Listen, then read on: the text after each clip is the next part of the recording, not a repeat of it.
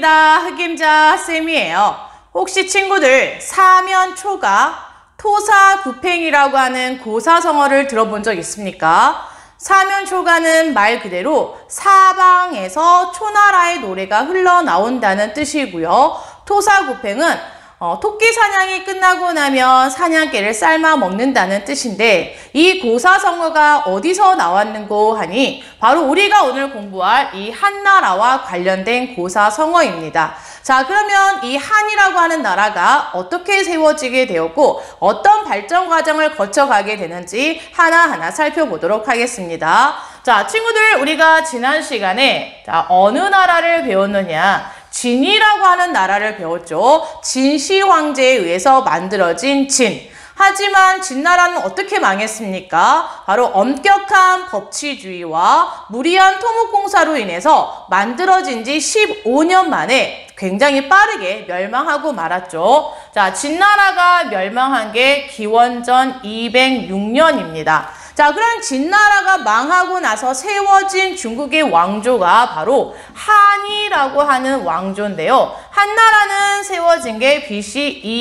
202년입니다. 자, 그러면 이 말은 결국에 진이라는 나라가 멸망하고 나서 한이 바로 세워진 게 아니라는 거죠. 그럼 도대체 진나라와 한나라 이 사이에 무슨 일이 있었느냐? 아마 역사를 많이 좋아하는 친구들은 초환지의 시대라고 해서 많이 알 것 같은데요. 자, 초환지의 시대가 무엇인고 하니 진나라가 망하고 나서 옛날 춘추 전국 시대에 여러 나라들이 다시 이제 중국에 세워지게 됩니다. 그 중에 이제 대표적인 나라가 초라고 하는 나라가 있었고요. 오늘 우리가 공부할 한이라는 나라가 있었던 거죠. 자, 이때 초라고 하는 나라를 이끌었던 인물이 항우라는 사람이었고요. 한을 이끌었던 사람이 유방이라고 하는 사람이 있었는데 항우와 유방을 선생님이 조금 비교를 해주자면 항우는 엄친아 중에 엄친아라고 할 수가 있습니다.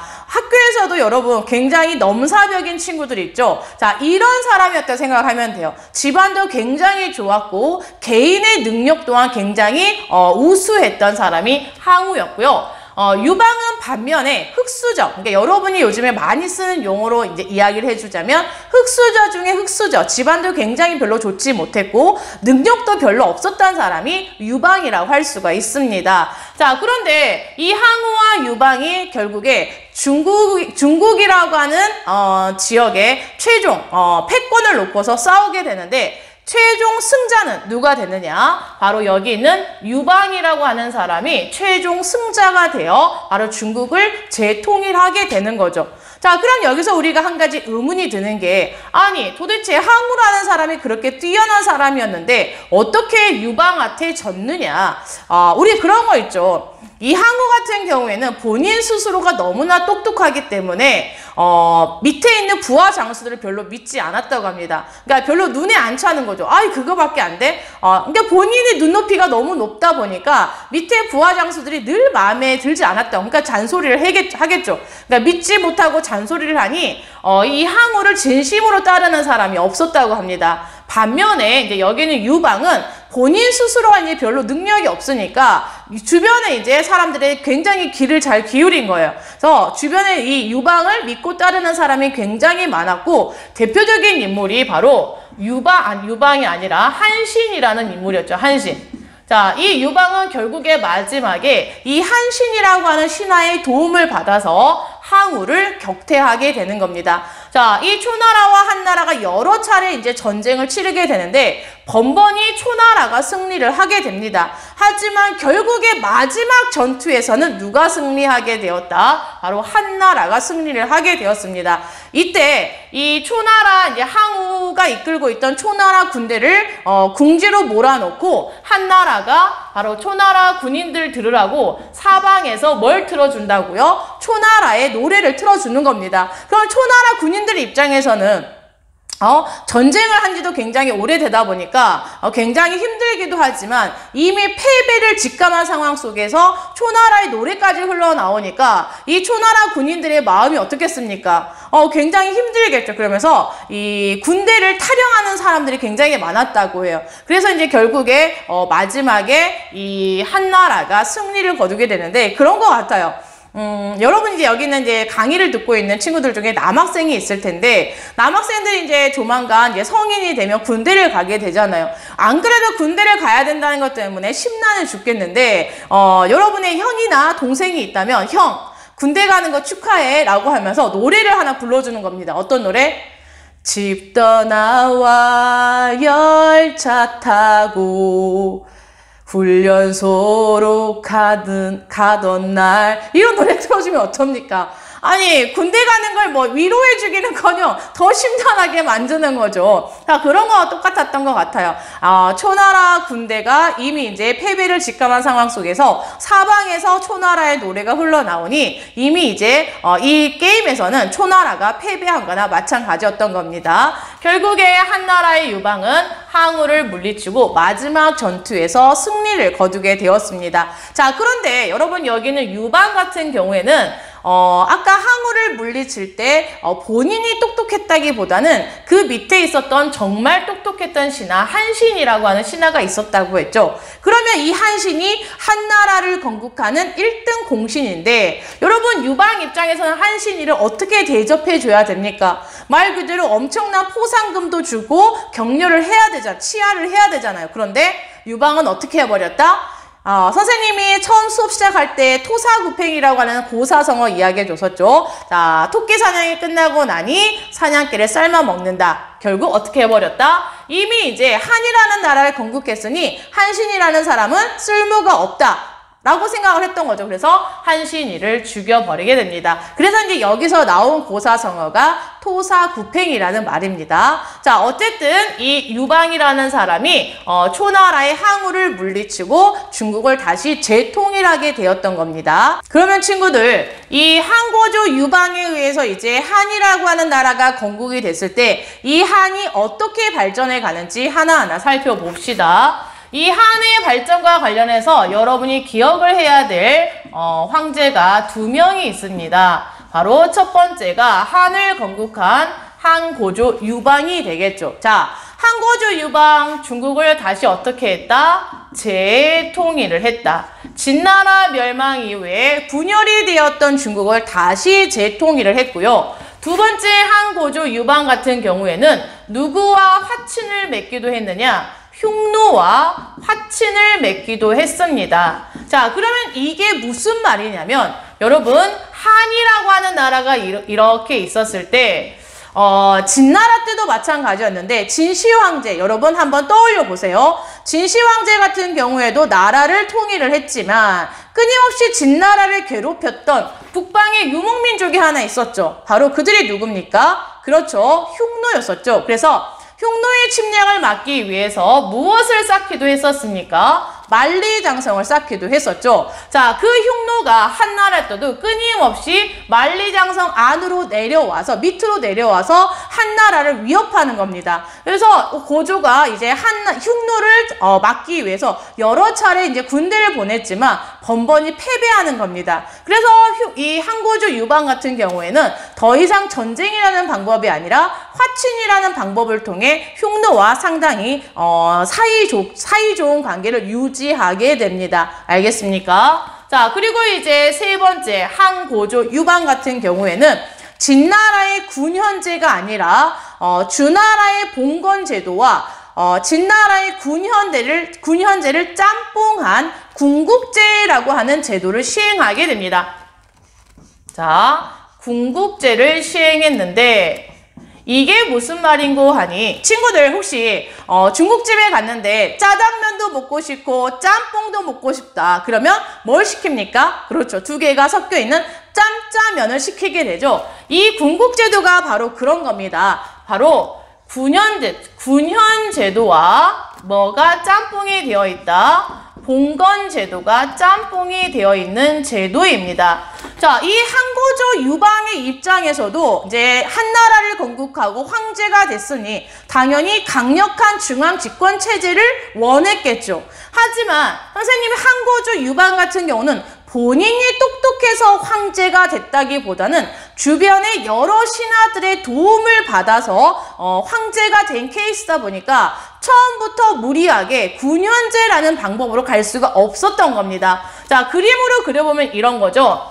한이라는 나라가 이렇게 있었을 때, 자, 수도와 그 일부 지역에 대해서는 황제가, 자, 군현제라는 방법으로 통치를 합니다. 자, 황제가 이렇게 있으면, 자, 수도와 그 주변 지역은 군과 현으로 나누어서, 자, 군 안에 또 현이 들어있는 거죠. 현으로 나누어서 여기에 누구를 파견하게 된다? 그렇죠. 왕의 아바타, 왕의 명령을 수행하는 관리를 파견합니다. 자, 각 군과 현에 관리를 파견해서 왕이 직접 통치하는 무슨 제였다? 여기는 군현제였다. 하지만 이 한나라를 건국하는 과정에서 많은 공을 세운 신하들이 있을 거 아닙니까? 제후라든지 여러 신하들에게 자, 한나라의 일부의 땅을 어떻게 하는 겁니까? 떼어주게 되죠. 그리고 그들을 제후로 임명해서 그 지역을 직접 통치하게 됩니다. 자, 그러면 여기는 군현제지만 이 지역에 대해서는 무슨 제도다? 그렇죠. 봉건제도가 됩니다. 이 제도를 우리는 가리켜서 군국제라고 합니다. 군현제와 봉건제도를 절충한 이 제도를 군국제라고 한다는 거 친구들 꼭 기억하기 바랍니다. 자, 그러면 두 번째, 이 한고조 다음에 여러분이 꼭 기억을 해야 될 황제가 누구냐면 바로 한나라 7번째 황제였던 또 최고 전성기의 황제였었던 한무제라는 사람이 있습니다. 자, 한무제 같은 경우는 한나라 최고 전성기의 황제였던 만큼 여러 가지 업적이 있는데요. 하나하나 정리를 해볼까요? 자, 일단 첫 번째, 한무제 같은 경우는 이제 황제가 되자마자 강력한 중앙 집권 체제를 시행하게 됩니다. 자, 그러기 위해서 제일 먼저 한고조 유방에 의해서 시행이 되었던 군국제도라고 하는 걸 폐지하고, 당연히 여러분이 황제라면 군현제 하고 싶겠습니까? 봉건제 하고 싶겠습니까? 그렇죠. 당연히 강력한 왕을 중심으로 나라를 통치하는 군현제도를 시행하고 싶겠죠. 그래서 한무제 같은 경우에는 군현제도를 시행하게 됩니다. 군현제를 시행했다. 그 다음 두 번째, 이게 굉장히 중요한 내용인데요. 통치 체제로서 자, 어떤 사상을 국교화하게 되냐면 유교를 국가의 통치 이념으로 삼게 됩니다. 자, 유교를 통치 이념으로 만들었다. 자, 누구의 건의에 의해서? 바로 당시 동중서라고 하는 사람의 건의에 의해서 유교를 국가의 통치 이념으로 만들었다는 겁니다. 왜 한무제 같은 경우는 많은 사상들 중에서도 하필이면 유교라고 하는 사상을 국가의 통치 이념으로 채택을 하게 될까요? 여러분, 이 유교에 대해서는 우리가 춘추 전국시대에 배우지 않았습니까? 자, 이 유교 또는 유가사상이라고 할 수 있는데 공자와 맹자가 제시한 사상이죠. 한마디로 뭐를 바탕으로 통치를 해야 된다? 인과 예, 또 부모에게는 효를 다해야 한다는 거죠. 자, 여러분, 우리 부모님께는 당연히 뭐를 해야 된다? 효도를 해야 되죠. 이거에 대해서 한 번도 왜 내가 부모님에게 효도를 해야 되지? 라고 이상한 생각을 한 적이 있습니까? 그런 생각을 한 사람은 대한민국에 어디에도 없을 겁니다. 당연히 나를 낳아주신 부모님이기 때문에 부모님께는 효도를 해야 된다는 사상을 갖고 있을 거예요. 이걸 왜 우리가 당연하게 받아들인다? 그거는 바로 유교의 영향 때문입니다. 나를 낳아주신 부모님에게 효도를 다 해야 하듯이 그건 당연한 겁니다. 이상한 게 아니라는 거예요. 당연한 질서이듯이 이 효도를 좀 더 확대하면, 이제 국가적으로 확대하면 모든 백성들은 임금에게 효도를 해야 되고 이 효도라는 개념을 더 나아가서 무슨 개념으로 바꿔볼 수가 있다? 그렇죠. 충이라는 개념으로 바꿔볼 수가 있습니다. 따라서 모든 백성들은 임금에게는 충성을 해야 되고 부모에게는 효도를 해야 되는 겁니다. 이거는 당연한 거라는 거죠. 이게 바로 이제 유교의 핵심 사상입니다. 그러면 한무제 입장에서 왜 유교를 통치 이념으로 수용했는지 여러분 금방 이해 갑니까? 결국에 유교라고 하는 이 사상은 자, 바로 왕을 중심으로 바로 모든 백성들이 하나로 똘똘 뭉칠 수 있다라는 거죠. 중앙 집권 체제를 강화시켜 줄 수 있는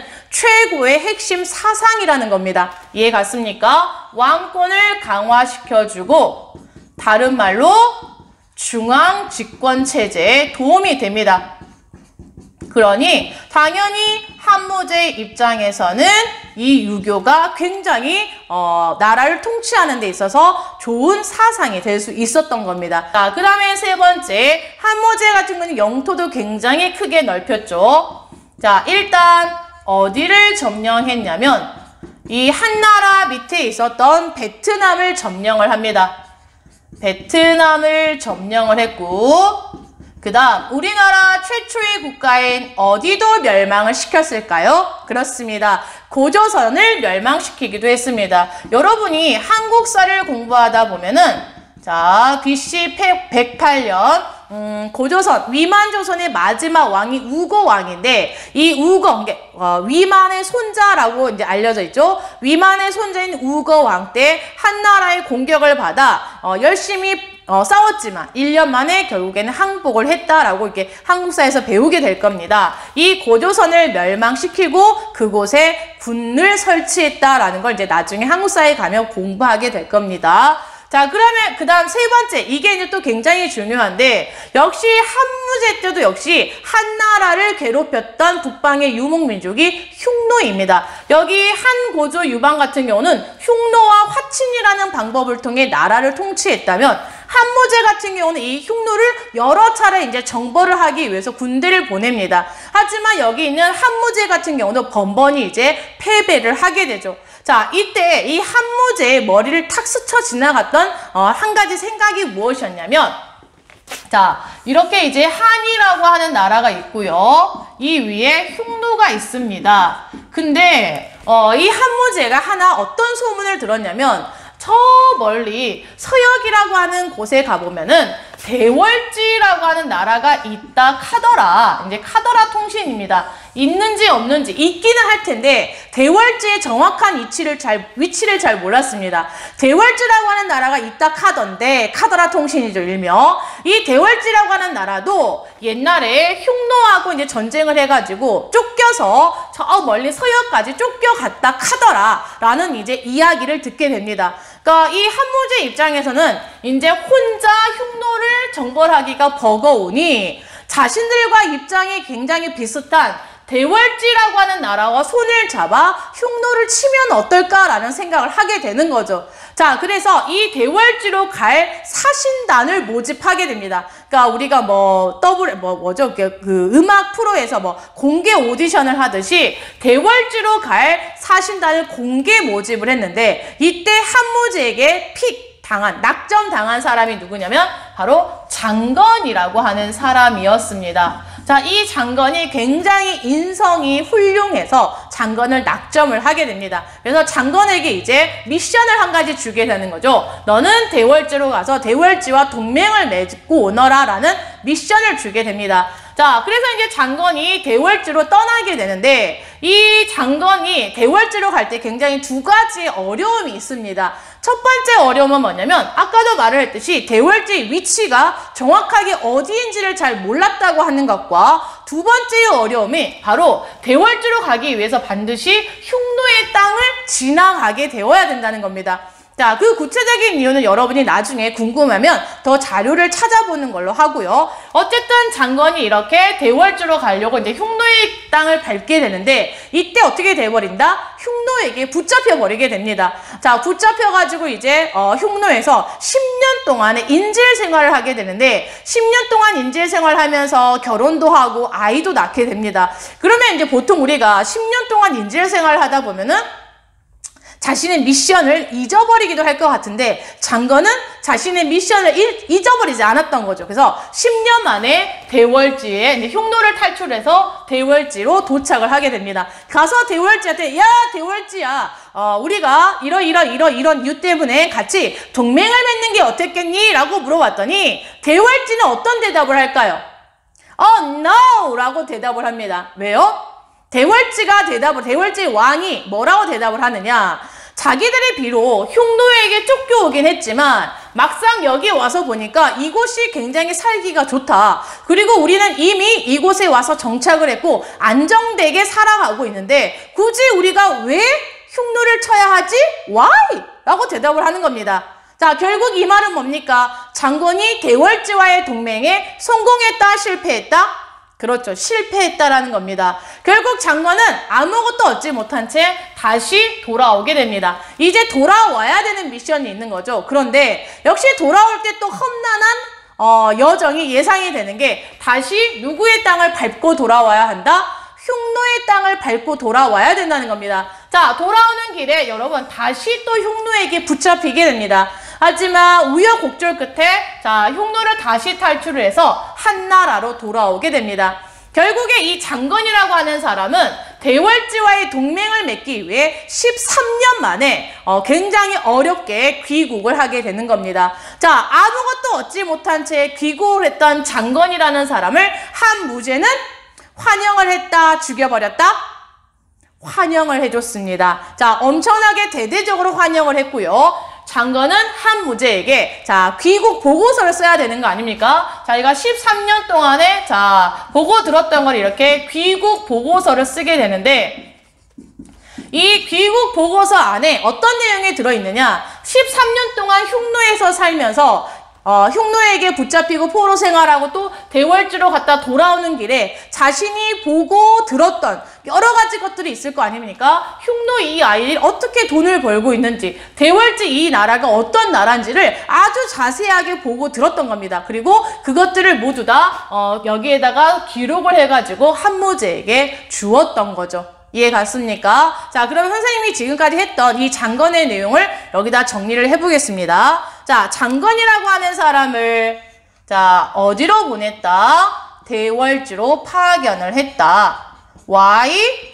자, 누구를 공격하기 위해서? 그렇죠. 흉노를 공격하기 위해서 대월지로 파견을 했지만 실패했습니다. 자, 하지만 버트 친구들 대월지와의 동맹은 비록 실패를 했지만 장건이 이 대월지로 갔다 왔던 이 길이 자 무슨 길이 됐느냐? 여러분 사막길 또는 비단길을 개척하게 됩니다. 나중에 이 길을 통해서 중국의 비단이 서역으로 전래가 되었다라고 해서 비단길이라고도 하고요. 또는 저 길이 여러분 비단길 하니까 굉장히 이 길이 탄탄대로 굉장히 좋은 길 같지만 실제로는 사막길입니다. 굉장히 험난한 여정이었다라고 했었죠. 사막길을 개척하는 효과를 가져옵니다. 그래서 중국은 이제 이 사막길을 통해서 서역과 활발하게 교역을 하게 되는 거죠. 알겠습니까? 자, 그리고 이제 마지막으로 한 가지만 더 해볼까요?